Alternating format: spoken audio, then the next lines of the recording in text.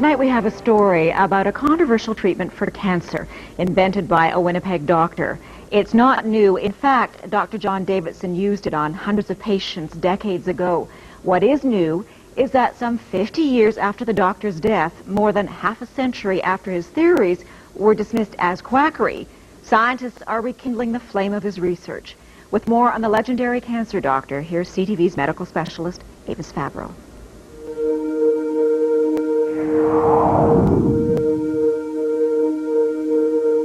His name was John Ralston Davidson, a respected family doctor in Winnipeg in the early 1900s. A great scientist as well as a great doctor. And this is Leslie Gurney Bishop, now 88, a journalist who documented Dr. Davidson's controversial treatment for cancer. He never claimed that it cured it, but he said it would arrest it.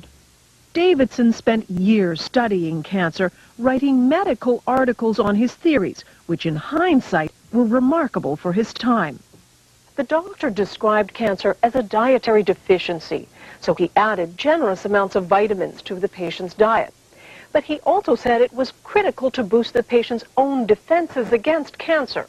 Davidson took fertilized hen's eggs just 9 days old and produced a powdered extract, which was then injected into patients with various forms of terminal cancer. Like this boy, diagnosed with lymphatic cancer, notes show that with surgery, vitamins, and the extract, he returned to normal health.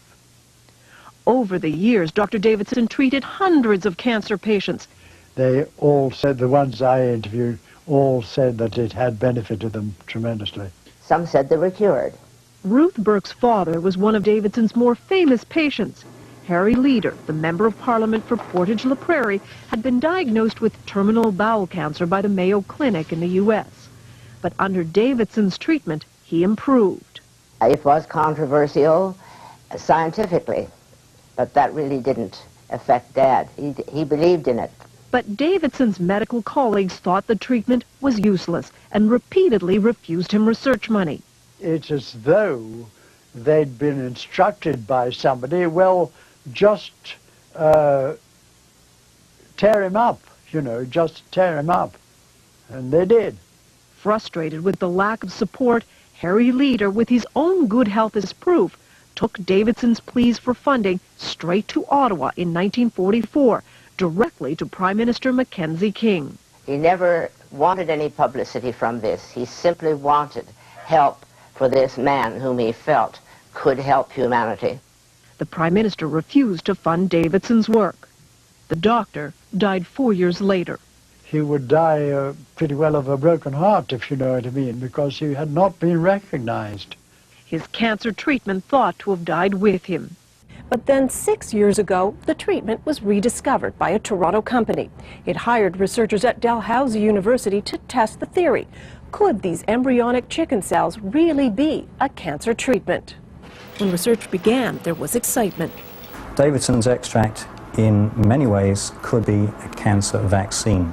In 3 studies on mice, the compound apparently shrunk tumors. We have to be careful about raising people's hopes falsely.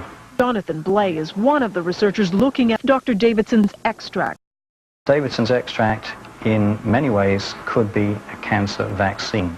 There could be things in the extract that promote a response against the cancer. But then suddenly, the research stopped.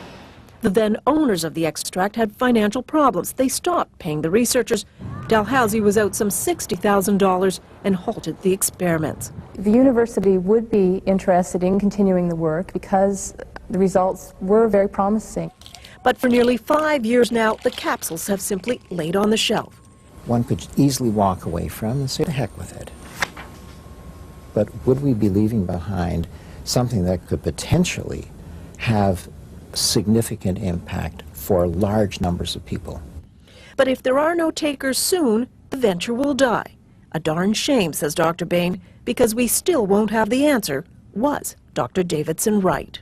But if Dr. Davidson's extract does show the power to combat cancer, this could be not only one of the great human victories in overcoming disease, but it could also be one of the great human tragedies. A tragedy because for the last 50 years, a possible cancer treatment and its pioneer were forgotten. Avis Favreau, CTV News, Toronto.